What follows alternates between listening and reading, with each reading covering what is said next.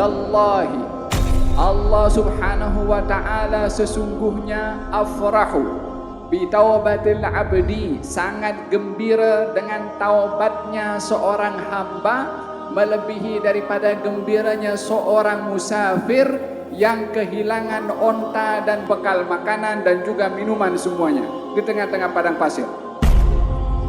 Dan tidak ada harapan lagi untuk dia meneruskan perjalanannya, karena tengah-tengah padang pasir tak mampu seseorang berjalan dengan cuaca yang begitu panas, sehingga dia dalam keadaan putus asa. Lalu dia pun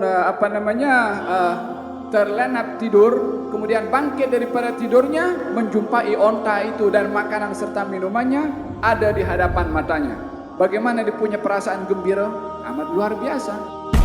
Kata baginda Rasulullah, gembiranya orang ini tidak melebihi gembiranya Allah bila mana mendengar suara hamba yang bertaubat kepada Allah Subhanahu wa taala. Oleh karena yang demikian, baginda Rasulullah sallallahu alaihi wasallam bersabda, "Ayuhan nas, tubu ilallah." Wahai manusia, bertaubatlah kamu kepada Allah. Sesungguhnya saya hari-hari bertaubat, 70 kali aku bertaubat kepada Allah Subhanahu wa taala. Apa tujuan Nabi bertaubat? Kita bertaubat pasal dosa yang tak boleh dikira. Tapi Nabi Muhammad sallallahu alaihi wasallam bertaubat kepada Allah ingin meraih kasih sayang daripada Allah dan cintanya, karena Allah menjanjikan kasih sayang dan cinta kepada orang yang suka bertaubat, bukan bertaubat, suka bertaubat. Suka bertaubat, sering bertaubat. Sebagian orang akan bertaubat kalau dia buat dosa, baru aku nak bertaubat. Bagi mereka yang arif akan bertaubat kepada Allah, nak meraih kasih sayang daripada Allah. Innallaha yuhibbut tawwabina wa yuhibbul mutatahhirin. Allah suka kepada orang yang sering bertaubat. Baginda Rasulullah beristighfar hari-hari bertaubat 70 kali, dalam riwayat yang lain 100 kali istighfar kepada Allah Subhanahu wa taala. Dalam keadaan tak berdosa.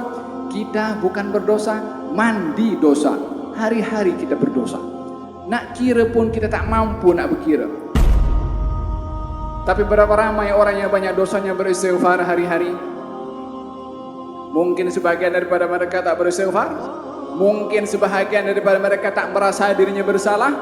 Ya insan, wahai yang berlumuran dengan dosa, yang tak berdosa beristighfar hari-hari 70 kali.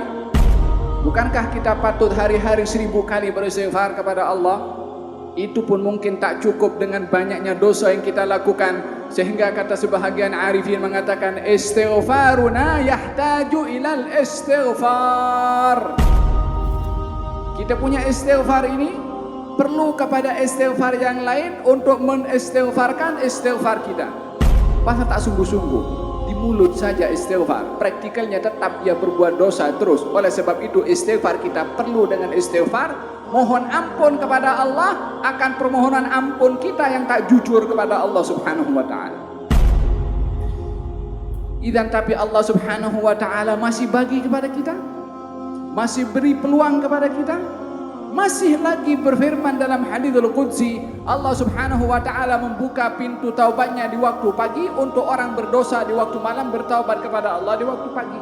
Dibuka pintu taubatnya di waktu malam supaya orang berdosa di waktu pagi dan siang bertaubat di waktu malam. 24 jam pintu taubat Allah Subhanahu wa taala tak pernah ditutup oleh Allah Subhanahu wa taala. Allah Subhanahu wa taala dalam hadis, kalau ada seorang hamba yang satu hari berbuat 70 kali kesalahan kepada Allah, 70 kali istighfar, Allah akan ampunkan.